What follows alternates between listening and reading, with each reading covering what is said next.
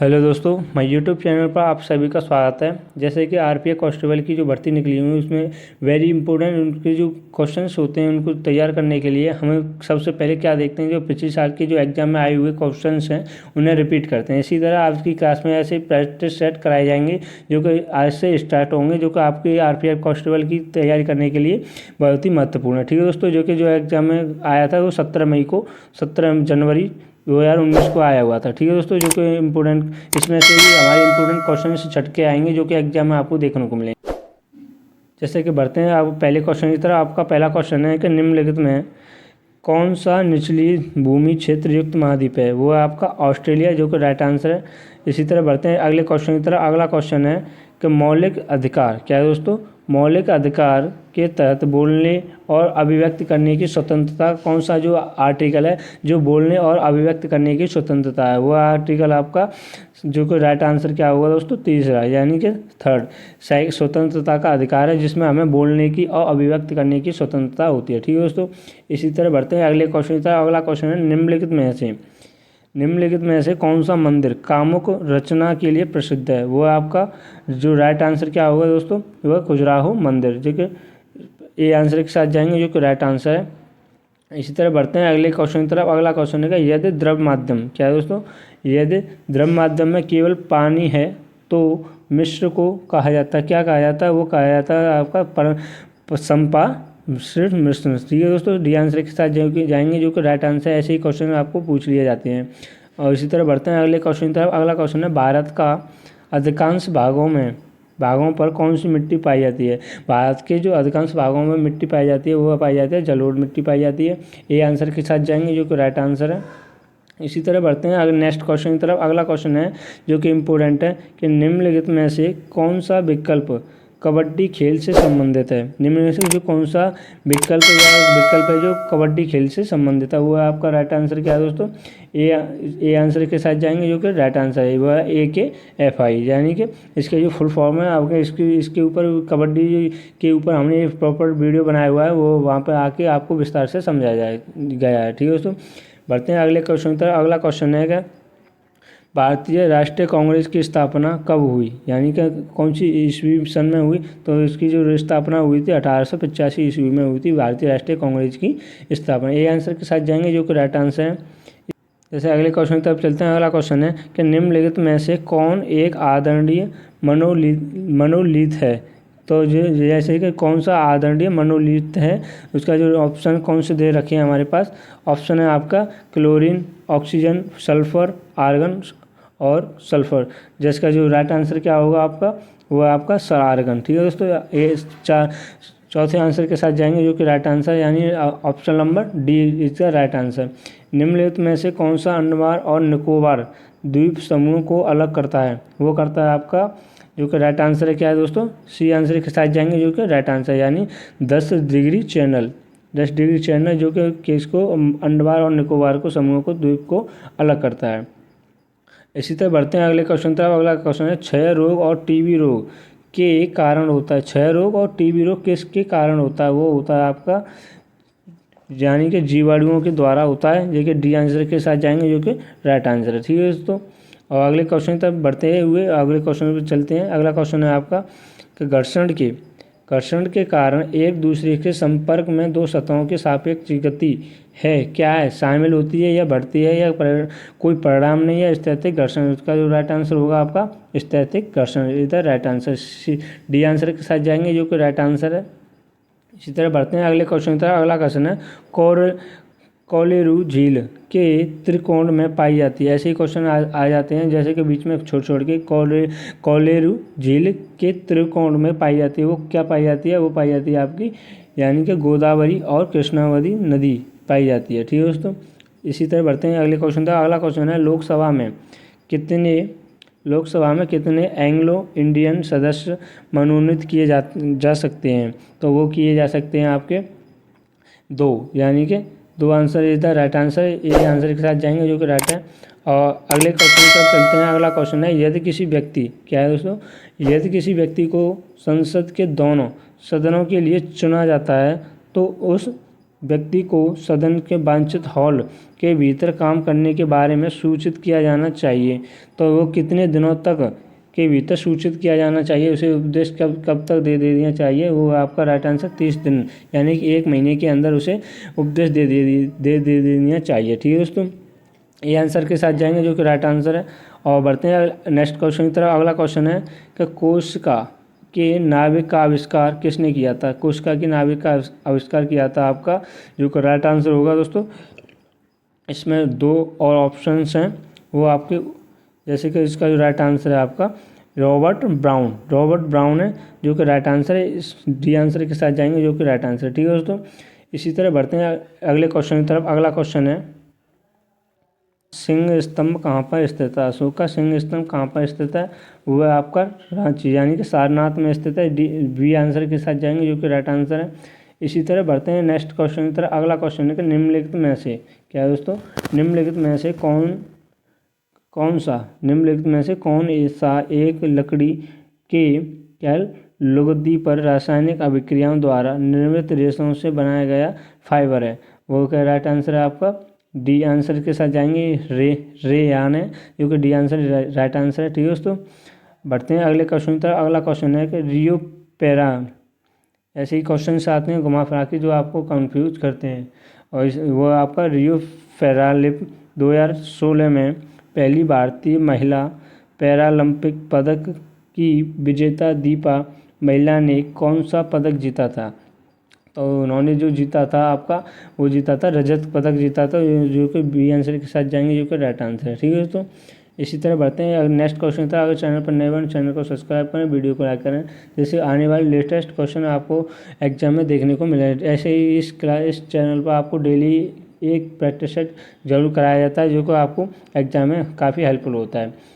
दक्षिण भारतीय मंदिरों में प्रवेश द्वार को कहा जाता है, क्या कहा जाता है, जो दक्षिण भारतीय मंदिरों में जो प्रवेश द्वार को कहा जाता है आपका, वो कहा जाता है आपका गोपुरम कहा जाता है। ठीक है दोस्तों, ये आंसर के साथ जाएंगे जो कि राइट आंसर है। और बढ़ते हैं नेक्स्ट क्वेश्चन की तरफ। अगला क्वेश्चन है जो कि भविष्य की पीढ़ियों, क्या है दोस्तों, भविष्य की पीढ़ियों की ज़रूरतों को पूरा करने की क्षमता को आगे बढ़ाए बिना वर्तमान पीढ़ी की ज़रूरतों को पूरा करने की क्षमता विकसित करना, यह क्या वाक्य समझ में, यानी कि यह वाक्य क्या समझ आता है, यानी कि जो भविष्य की पीढ़ियों को ज़रूरत पूरा करने की क्षमता और आगे बढ़ाए बिना और वर्तमान की पीढ़ियों की ज़रूरतों को पूरा करने क्षमता विकसित करता है, यह मतलब समझाता है हमें, जो कि राइट आंसर होगा आपका सतत विकास। ठीक है दोस्तों, बी आंसर के साथ जाएंगे जो कि राइट आंसर है। और इसी तरह बढ़ते हैं अगले क्वेश्चन तक। अगला क्वेश्चन है सापेक्ष, क्या है दोस्तों, सापेक्ष घनत्व इकाई क्या है। सापेक्ष घनत्व इकाई है आपकी, जो कि ए आंसर के साथ जाएंगे जो कि राइट आंसर कोई इकाई नहीं है। सापेक्ष घनत्व की कोई इकाई नहीं है, यानी क्या है, ये कोई इकाई नहीं है। ठीक है दोस्तों, अगले क्वेश्चन तक चलते हैं। अगला क्वेश्चन है कि निम्नलिखित में से क्या है दोस्तों, निम्नलिखित में से दिल्ली सल्तनत के किस लोकप्रिय सुल्तान ने अलाई दरवाज़ा का निर्माण कराया था। अलाई दरवाज़ा का निर्माण कराया था, वो कराया था आपका अलाउद्दीन खिलजी ने कराया था। बी आंसर के साथ जाएंगे जो कि राइट आंसर है। और बढ़ते हैं इसी तरह अगले क्वेश्चन की तरफ, अगले पेज पर चलते हुए और अगले क्वेश्चन की तरफ चलते हैं। बर्फ़ का गलनांक कितना होता है। जो बर्फ़ का गलनांक होता है वो होता है आपका, यानी कि 273.15 केल्विन होता है, जो बर्फ़ का गलनांक होता है। ये ए आंसर के साथ जाएंगे जो कि राइट आंसर है। और बढ़ते हैं अगले क्वेश्चन तक। अगला क्वेश्चन है कि निम्नलिखित में से दुनिया का सबसे बड़ा झरना है। दुनिया का सबसे बड़ा झरना कौन सा है। वो दुनिया का सबसे बड़ा झरना है एंजल फॉल्स, जो कि राइट आंसर है। ये डी आंसर के साथ जाएंगे जो कि राइट आंसर। ठीक है दोस्तों, बढ़ते हैं अगले क्वेश्चन तक। अगला क्वेश्चन है सत्यमेव जयते शब्द किस उपनिर्देश में है। वो कौन से उपनिर्देश में है जो सत्यमेव जयते शब्द, वो है आपका राइट आंसर ए, यानी कि मुंडकोपनिषद ये आंसर के साथ जाएंगे जो कि राइट आंसर है। ठीक है दोस्तों, ऐसे ही क्वेश्चंस आपसे पूछ लिए जाते हैं एग्जाम में, अक्सर बच्चे छोड़ के आते हैं, तो आपसे विनती है आप ऐसे क्वेश्चंस को ना छोड़ के आएँ और क्लास को कंटिन्यू देखें, और जैसे इंपॉर्टेंट क्वेश्चंस आपको ज़रूर करके आ पाएँ। ओलंपिक पदक विजेता सुशील कुमार किस खेल से जुड़े हैं। जो सुशील कुमार ओलंपिक पदक हैं जीते हुए हैं, तो वो किस खेल से जुड़े हुए हैं। वो जुड़े हुए हैं आपके यानी कि कुश्ती खेल से जुड़े हुए हैं। राइट आंसर डी आंसर के साथ जाएंगे जो कि राइट है। नर्मदा नदी, अगले क्वेश्चन की तरफ चलते हैं। नर्मदा नदी किस स्थान से निकलती है? नर्मदा नदी निकलती है आपकी, जो कि राइट आंसर क्या होगा दोस्तों? अमरकंटक से निकलती है जो नर्मदा नदी। ठीक है दोस्तों, अगले क्वेश्चन की तरफ चलते हैं। अगला क्वेश्चन है कि निम्नलिखित में से किस शहर को विश्व की लौह और इस्पात की राजधानी के रूप में माना जाता है? वो माना जाता है आपका, जो कि राइट आंसर क्या है आपका? पिट्सबर्ग ए आंसर के साथ जाएंगे जो कि राइट आंसर है। और बढ़ते हैं अगले क्वेश्चन की तरफ। अगला क्वेश्चन है भारत में किस नदी पर सबसे ऊंचा झरना पाया जाता है? किस नदी पर भारत में सबसे ऊंचा झरना पाया जाता है? वो झरना पाया जाता है आपका शरावती नदी पर जो सबसे ऊंचा झरना पाया जाता है। ठीक है दोस्तों, डी आंसर के साथ जाएंगे जो कि राइट आंसर है। और बढ़ते हैं अगले क्वेश्चन की तरफ। अगला क्वेश्चन है कि मौलिक अधिकारों में समानता का अधिकार क्या है? मौलिक अधिकारों में समानता का अधिकार क्या है? वो है आपका जो राइट आंसर होगा, कानून के समक्ष सभी लोगों का समान, कानून के समक्ष सभी लोग समान होने चाहिए। ठीक है दोस्तों, ये बी आंसर के साथ जाएंगे जो कि राइट आंसर है। और बढ़ते हैं अगले क्वेश्चन तक। अगला क्वेश्चन है कि महाबलीपुरम क्या है दोस्तों? महाबलीपुरम में प्रसिद्ध समुद्र तट का निर्माण किसने किया था? यानी जो महाबलीपुरम प्रसिद्ध समुद्र तट का निर्माण किसने किया था? वो किया था आपका, ये ऑप्शन है आपका, ऑप्शन दे रखा है, इसके डी आंसर के साथ जाएंगे जो कि राइट होगा, यानी कि आपका नरसिंह वर्मन ने किया था। डी आंसर के साथ जाएंगे जो कि राइट है। ठीक है दोस्तों, अगले क्वेश्चन तक चलते हैं। अगला क्वेश्चन है कि किसको धार्मिक स्वतंत्रता दी गई थी? वो दी गई थी आपकी, यानी कि राइट आंसर क्या होगा? सभी भारतीय नागरिकों को जो धार्मिक स्वतंत्रता दी गई थी। ठीक है दोस्तों, बी आंसर के साथ सी अंक जाएंगे जो कि राइट आंसर है। सॉरी, और लाल मिट्टी का लाल रंग के कारण होता है, वो किसके कारण लाल मिट्टी का लाल रंग होता है?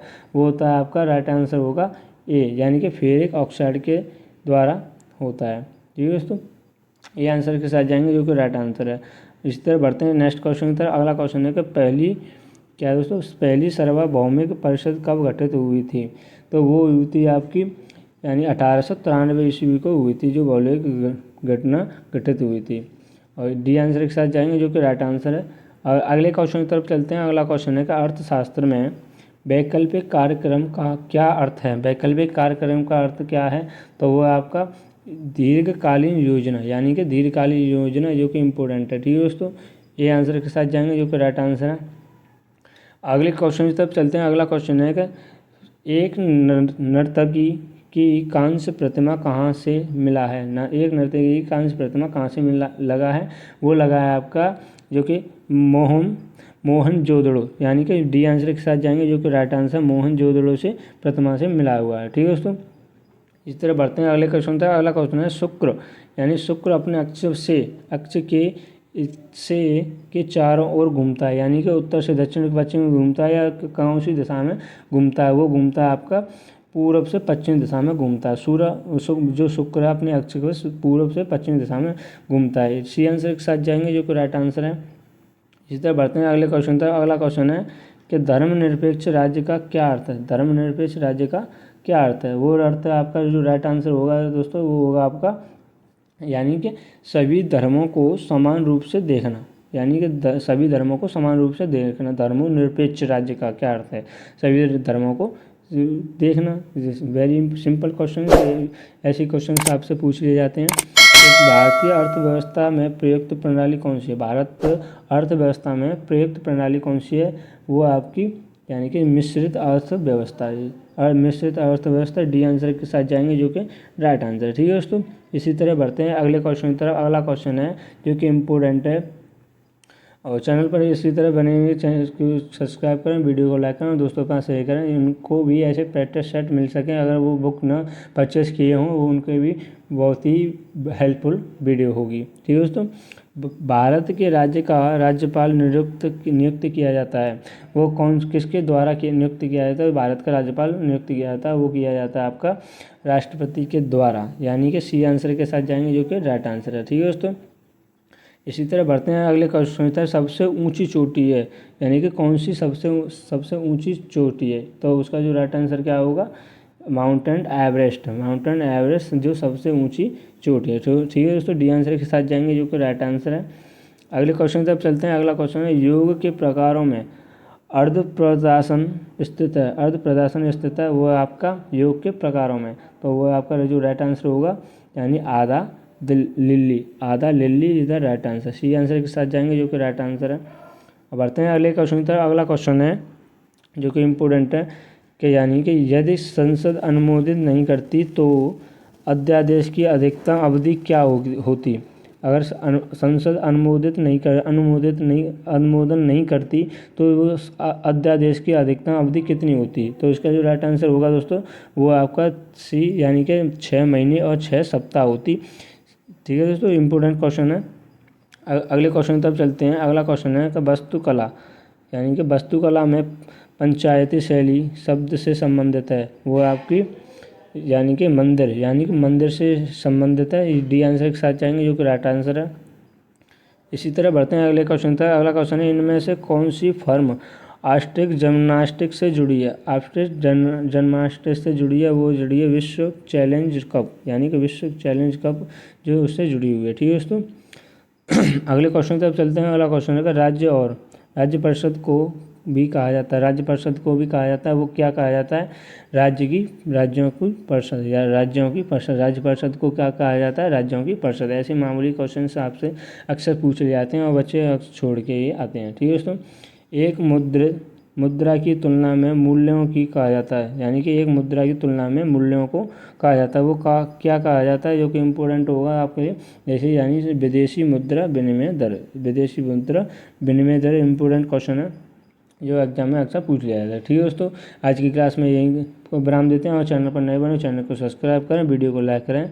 इसी के साथ जय हिंद, जय Bharat, thanks for watching video.